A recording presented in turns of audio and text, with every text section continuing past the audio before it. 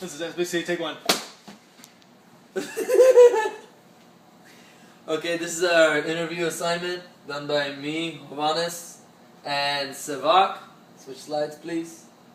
Okay, now we're introducing the doctors. Now, I interviewed Dr.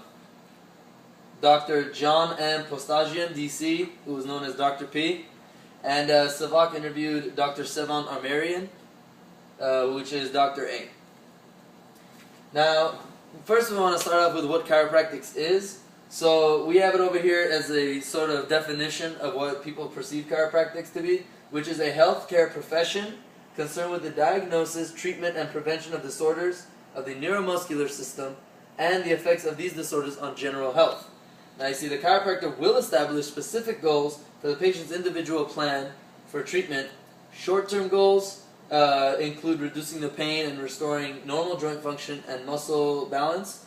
Long-term goals include restoring functional independence and tolerance to normal activities of daily living. Now, Dr. A was a recent graduate of 2 years in practice and for 1 year out in North Hollywood. His picture is supposed to be here, as you see it's not. Over here I interviewed Dr. P. Been in practice for 8 years. He opened multiple practices in North Hollywood, Altadena, and he currently resides in Pasadena as well, and business is booming for him.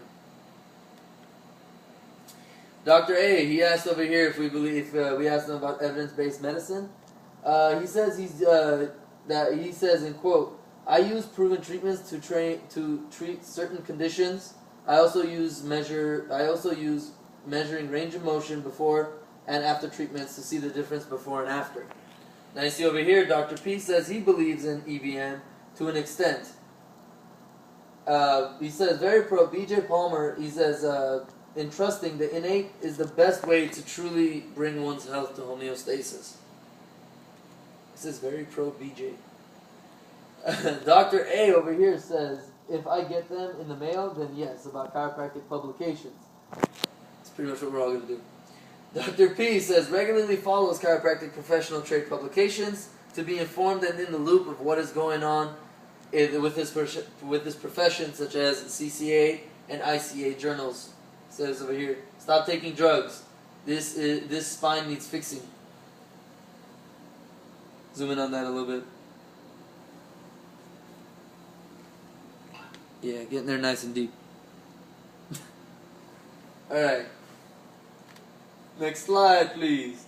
Dr. A about medical research publications. He's clearly interested in it. Dr. P said has not read on a regular basis, but when he gets the chance to look over his peer-reviewed articles, however, it isn't really a main concern for him. Now you see over here we asked for the using of assessment questionnaires. Dr. A says, yes, I use the OST Disability Index to keep track of patients' progression and regression.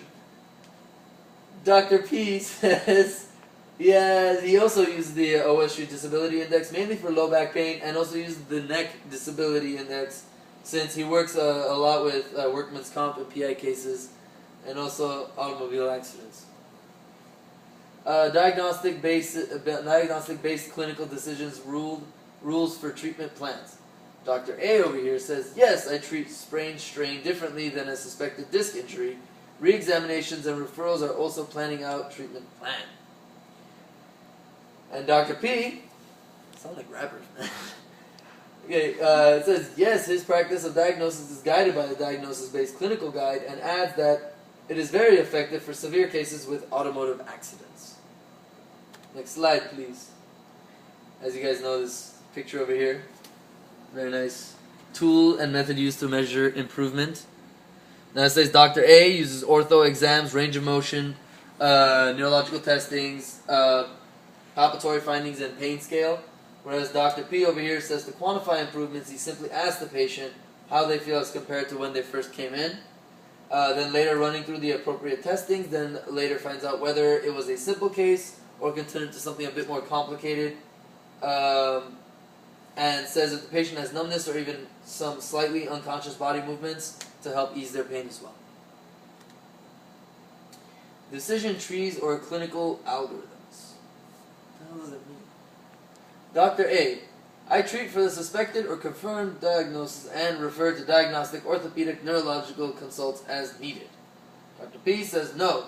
The ordering of diagnostic tests are for when he refers out to serious patients that he has found red flags for and knows that he has done his best.